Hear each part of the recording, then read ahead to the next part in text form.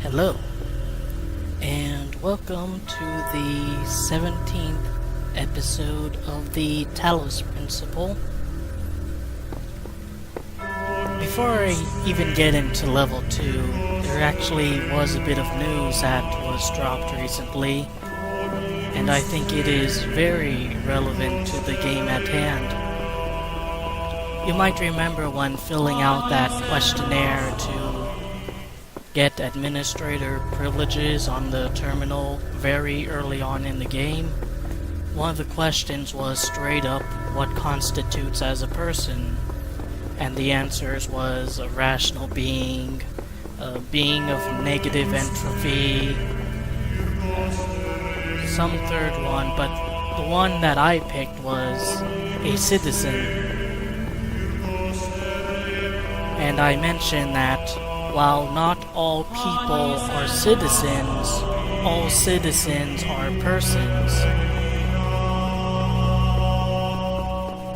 Well, just recently, Saudi Arabia has announced that a robot is officially delegated as a citizen, a robot by the name of Sophia. This is partly as a stunt in order to promote the country as a bastion for AI research, and it's received quite a bit of scrutiny, particularly with the fact that a robot can be a citizen and presumably get a lot of rights that come with citizenship, and yet so many groups and swaths of people, women, atheists, gays, immigrants, they do not even have the basic right to live or live decently. But that's more pointing out a cruel irony of the situation than anything else. For all we know, perhaps 500, 300, hell, decade later, new laws can be passed that would grant far more protections and rights to autonomous machines than they do to humans. Another objection that can be pointed out to it is that it is a bit of a publicity stunt. I probably mangled that word harder than Porky Pig ever could, but it's there to make headlines. They want to advertise themselves, as I said, as a place for AI research. And whether or not that's true, plenty of events in history, even important ones with major implications, were done specifically to reach the headlines. The Scopes Monkey trial, for example, was done to get some attention to Dayton, Tennessee. It got some attention. It drew a lot of attention to the issue of American education and how it's falling behind due to all these stupid anti-scientific laws. People would point out that the whole Rosa Parks thing was likely there staged in order to get some attention. And it did. It brought in a lot of attention to the negative views and hardships that African Americans, or just black people in general, since that's a particularly stupid term, face in that time period. It sort of kickstarted, or one of the things that really kickstarted the civil rights movement. So it's no loss of credit if it is a publicity. I'm not going to even say that word anymore. If it is just a stunt, a bit of showmanship. Finally, an objection could be that the AI isn't able to properly function as a citizen. What laws and regulations it would have to follow, what duties there are as a citizen in Saudi Arabia. Like a duty in the United States is to pay taxes, to appear in court when called upon as a member of the jury. That machine, it's answers in its interview were pre-programmed, so there's a lot it just isn't able to do. We're quite far away from the Ray Kurzweil singularity dream, that's for certain. However, this could start a sort of trend for when robots are able to take on some much more serious jobs and assembling cars or managing money as an ATM. For example, what if there's a robot lawyer or a robot judge? And the robot lawyer argues in favor of its defendant, and the robot judge finds the robot lawyer's arguments and the evidence surrounding the case to be fair ground that the defendant is innocent. And then someone can point out, now hold on a second, legal matters of the United States has to be answered by citizens. We call upon citizens to sit in jury. Lawyers themselves have to be citizens. We certainly wouldn't want a foreign judge being the arbiter of a case for a United States citizen. And yet these robots, they aren't citizens.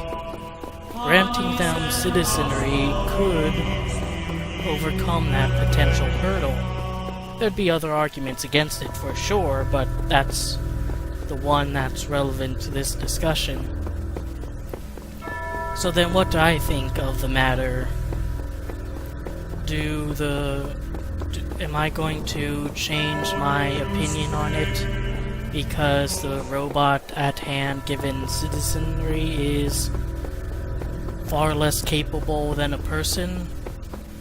I'm going to argue no, actually, because there's plenty of persons right now who are citizens of their country who are even less capable than that robot. The mentally disabled aren't really able to advocate for themselves or grasp concepts beyond that of a child. People with ASL and other debilitating diseases aren't able to really go out on their own and do things themselves. They either need the assistance of a nurse or maybe even the assistance of a machine in order to do anything. So I'm willing to take a rather radical stance and say, yes, I'll be willing to regard Sophia as a person and all the rights that might come with it, but I'd be very interested in hearing all of your opinions on the matter. If more robots were developed and granted citizenship, and let's say they're granted citizenship in your own country, how would you feel on it? If you ever came across that robot, would your treatment of it differ than, say, a normal person? And take in mind that your treatment of regular people varies from person to person. So what about the robot exactly would change your treatment of it compared to person A versus your treatment of person A as compared to person B? So I know that was a really long tangent and you probably just want to be here watching video games. I'll put a well, I guess it's pointless to say now, but I might put a timestamp in the description of skip this rambling and go straight to video games.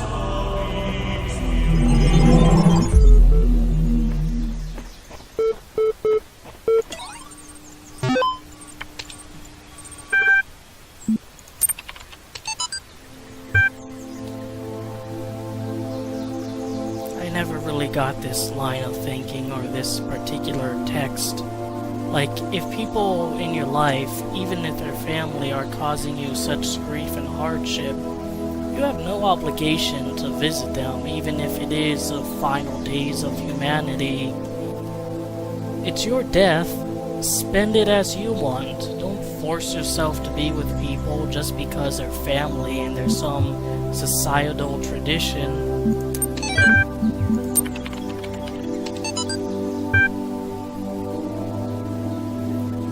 I like the part about like we've turned into Star Trek characters. The Star Trek cast would have to be very comfortable with the concept of death, considering their teleporters work by disassembling their molecules on the ship and then reassembling them with different molecules down on the surface of the planet or other ship or wherever they're going to.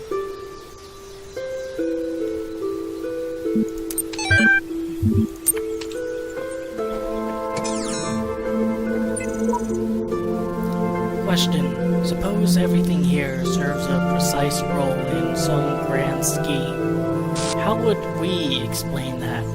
Sheet version 69. It's obviously like a digital time capsule, an electric library of all the crazy stuff the humans ever did, left behind to warn other species to stay well away. Nietzsche version 91 taking a rather pessimistic view. The actual philosopher Friedrich Nietzsche was a lot less pessimistic than I think a lot of people depict him as. So what happened to them? Sheet version 69.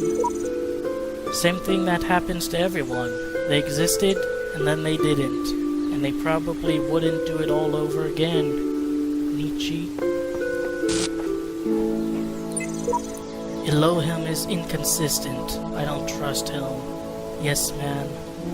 Well, to be fair, yes, man. You ridiculous robot, you. I didn't trust you in New Vegas. So, how's about that, buddy? So what am I going to talk about today, after just rambling on and on for several minutes about the first robot citizen? Well, it actually did catch me off guard. What I wanted to talk about today in actuality was about a much more fun subject, that being sex robots. I'm sure you could already imagine the kind of controversy that would spring up with such an invention.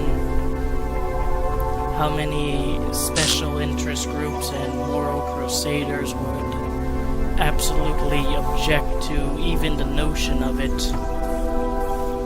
The two I imagine would be the loudest were the ultra-religious and the turbo-feminists.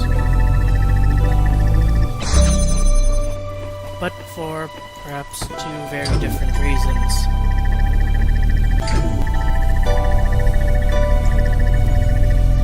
I'd like to go over some of the potential arguments against the creation of sex robots in this episode. From these groups, and then go over how I think they might change some of societies, some of the general societal hurdles that won't come from very political groups. Just, I think, how the technology can be used to really improve human lives.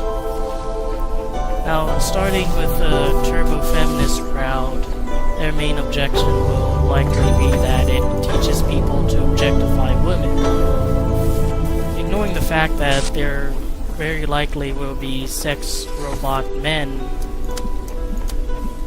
who serve the exact same purpose for women or just other men, human men. This claim that a new development that's sexual will lead to widespread objectification has never ended up being true.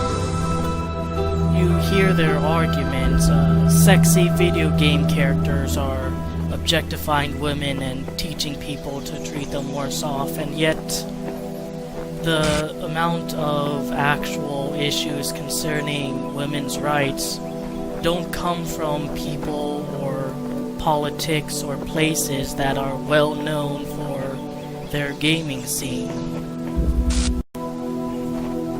It's just a minor evolution of the whole violent video games will breed violence argument.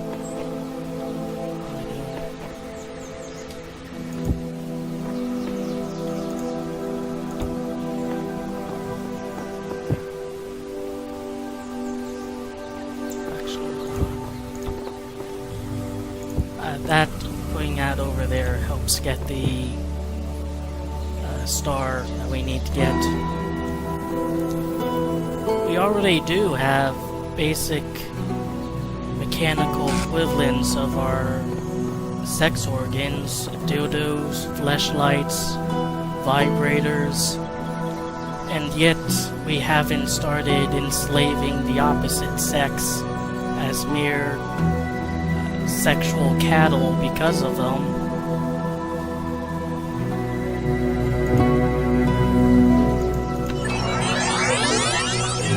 It would be very good to be very diligent of the claims of more watchdogs.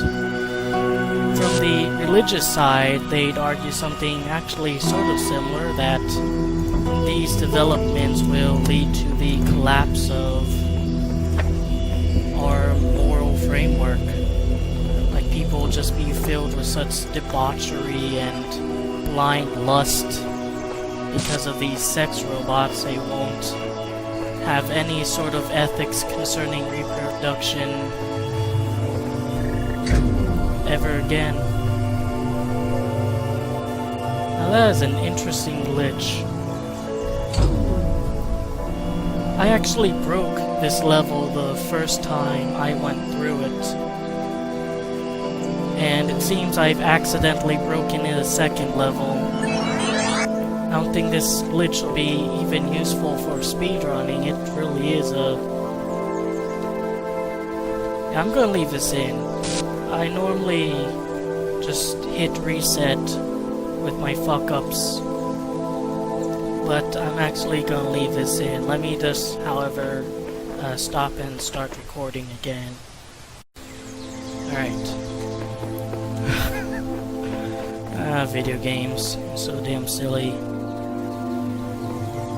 So as I was saying before, society isn't going to collapse because people have a new option to stick their wieners in or stick in themselves, any more than society has collapsed because of homosexual equality or women being able to have various rights.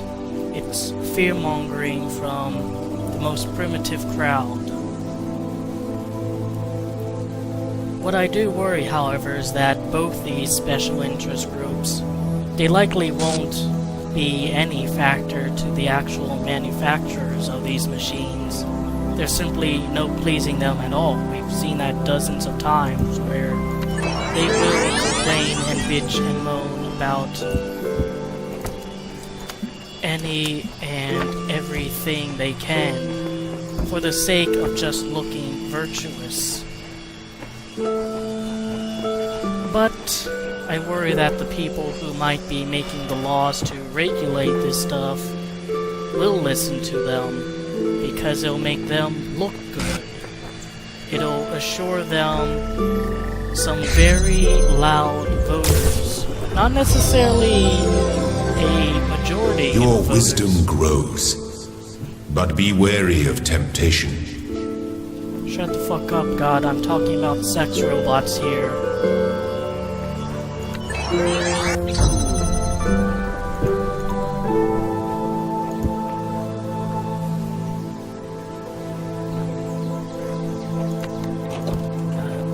Not necessarily the majority of voters by any means, but the loudest. The people who can really raise a stink, and it's not good press if there's this huge or even tiny screaming crowd beckoning you to do one thing and you, despite whether or not it's right or not, do the other.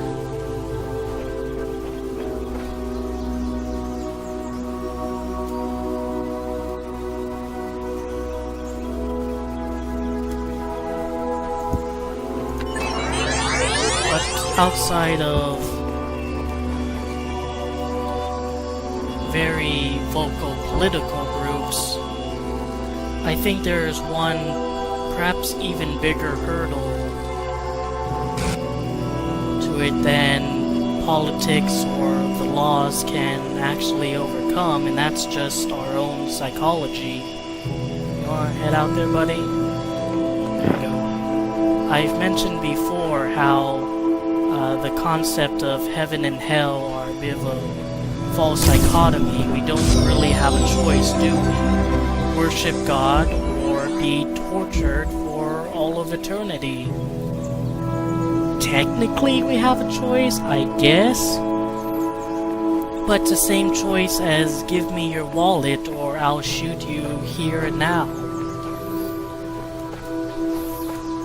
It's just a very... It just doesn't add up as a choice. A choice is, do you want Coke or Pepsi? Would you like to open your can of soda now or wait until later? Do you want to see this movie or that movie? Now with these sex robots, they don't really have much of a choice either. Presumably, they'd be pre-programmed to be subservient. They'd be pre-programmed to always want and be willing to have sex with you. And I assume they'd be programmed to go the full mile, have no real objections. After all, you wouldn't want to lose a BDSM crowd.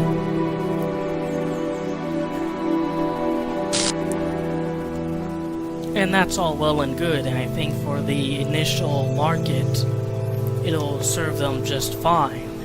They're just looking for a sex robot. But for a lot of people, they might want something more, or feel that it's not legitimate, if that's how you want to phrase it. With humans, with actual people, there's a lot you have to go through before the person you want to sleep with is actually willing. Like the average setup. A lot of compromise, a lot of money spent, a lot of doing things for the other person. It's that inane song and dance that we just go through because we have a little bit of self-respect and want to have a little bit something more than just blind fucking. But if a robot can't object, then they'd be unable to go through that song and dance. And I think as the technology develops more and more, while sex might still be a major emphasis, there'd also be an emphasis on straight-up companionship. Not so much a robot fuck buddy as much as a robot lover. And in that case, it becomes even worse that they're just programmed to do it. My one possible argument against this is, consider the dog. They are bred and domesticated from wild wolves. And they love us near unconditionally. You'd have to be a particularly awful person to lose the love of a dog.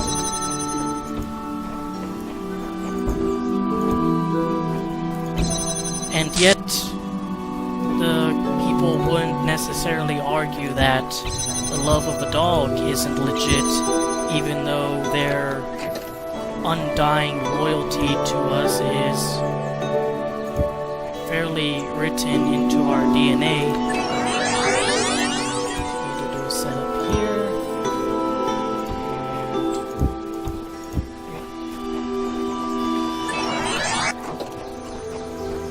Oh, you think your dog loves you because he's jumping up and down when you come home, or is cuddling up next to you? Well, that's just written in their DNA.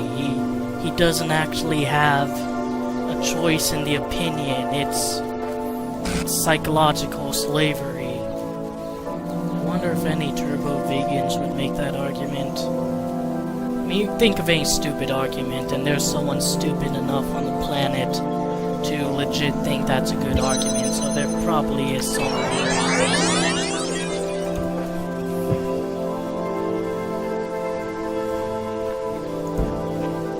It may seem a bit different with robots, but I do think over time that... I love the way he walks while standing still. But I do think that over time that hurdle will eventually be overcome.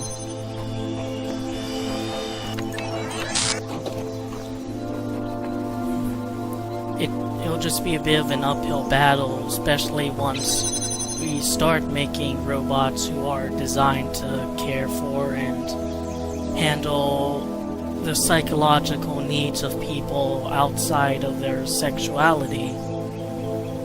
And I think even beyond sex robots, that might be one of the best things we ever come up with. And I'm not just saying that because I'm a lonely fuck with no friends. But it's a known fact that in order for a human being to have a healthy, functioning mind, to live a healthy life, one of the things they need is companionship. We evolved as a social species, and to rid ourselves of any sort of outside contact with other people is as... that's me, by the way, is as detrimental to our minds as abstaining from food or water is to our bodies. An example of where this would be useful is, say, in Japan, where the population is aging, but as I've mentioned before, they're not going out and having a ton of kids. In fact, they're going through a population deficit where too few people are having kids. A consequence of having better living conditions and a healthier overall society. But who's going to take care of the old people? One solution being pushed and worked on is robots.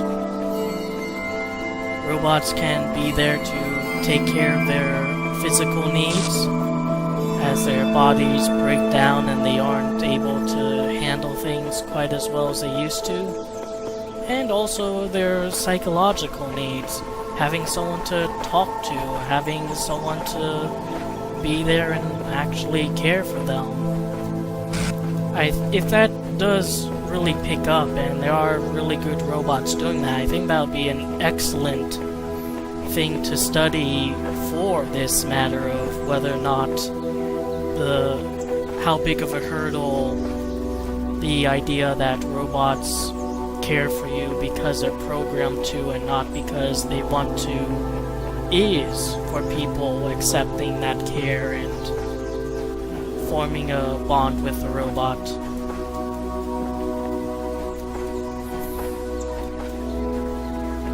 The only times I think people really form a major bond with a machine these days is if it's expensive.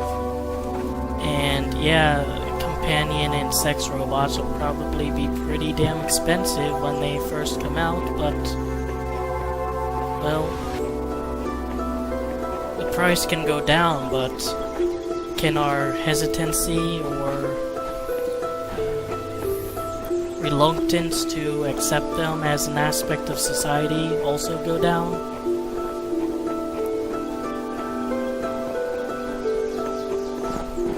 Now there's two final issues for sex robots that I want to go over. The first is from an engineering standpoint.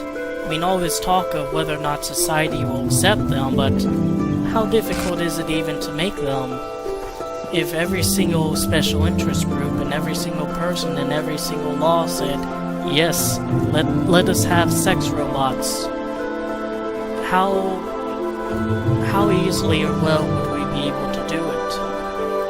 For example, think of the amount of fluids that go around during sex, or don't if you'd rather not.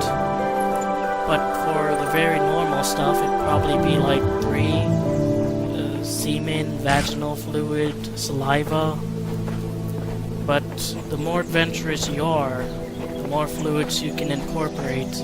Let's not get deep into that right now. However, robots aren't able to produce fluids like biological beings are.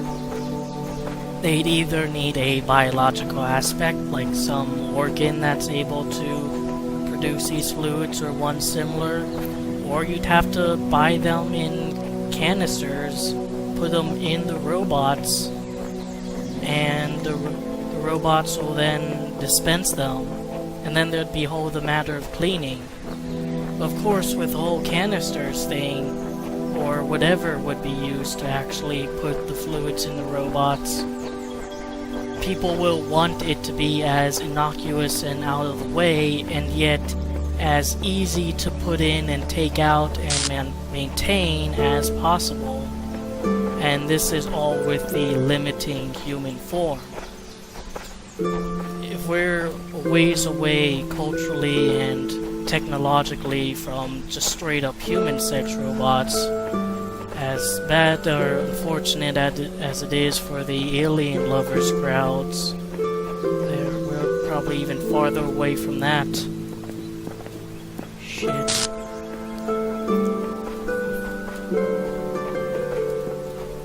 That's something I think a lot of science fiction movies and books just hand wave away.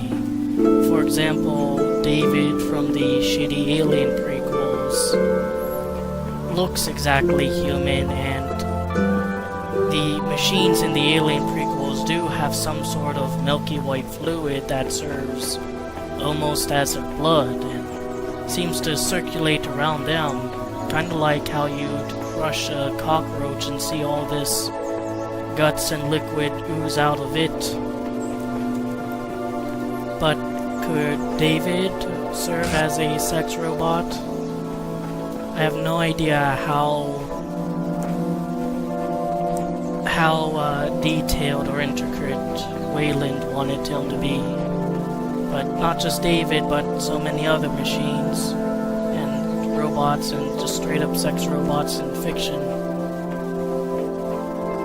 The second issue that will crop up is another general societal one, and that's whether or not it'll be seen acceptable overall to have one. For example, it is probably the last great stigma to be a virgin, of all things. If you harp on someone for their race or nationality, for disability or religion, there'll be advocates and groups of people who are willing to stand up for the person you're attacking, but not so much for virgins. They're seen as probably the most pathetic, low-life groups on the planet. Like fucking serial killers get love letters in prison, and virgins is just straight up an insult. Now, who do you think is going to be the biggest market for these robots? I don't think it's going to be the people who are going out and able to play the song and dance with other humans extremely well and get laid a lot. I think it's going to be the turbo virgins. So one of the big hurdles that might overcome and could even stop it is just society's negative opinion of virginity. Oh, you have a sex robot? What kind of massive loser are you? And then, oh, you need a robot to take care of you or be your friend? What? You're not able to have actual friends in real life, real human friends? It could be seen as a great shame, even among people who aren't society's losers, even people who are otherwise healthy and well-adjusted individuals. And it would be a great shame because, as I mentioned before, having a companion robot can be, or even just a straight up sex robot, can be such a wonderful thing. Not having any pent up sexual frustrations, having something to talk to and care for you if you're debilitated or you have a mental depression or severe anti-social disorders. So it would really be a shame if progress on the matter was halted simply because people think that it's the most pathetic thing possible.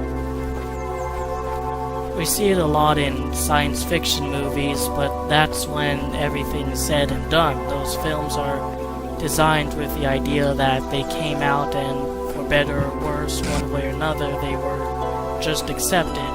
They don't go into the struggle that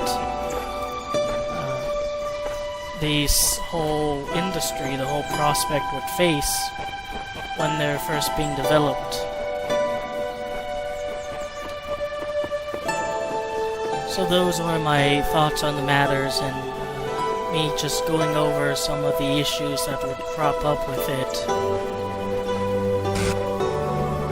It is one of the bigger staples in science fiction, and there's a lot of opinions going about it one way or another even today.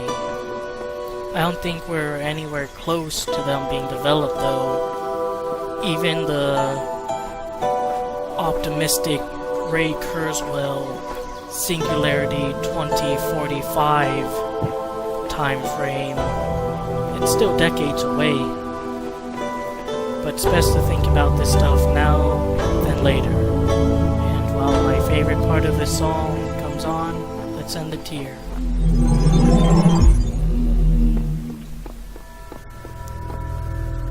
So that's level 2 cleared, and naturally, next episode we'll go to level 3. I think this may be one of the more difficult levels to do, at least in my opinion. There's still 4 more levels after that, which might prove even more difficult. Anyways, that's a lot of lag. I hope you enjoyed the episode and that I gave you something to think about.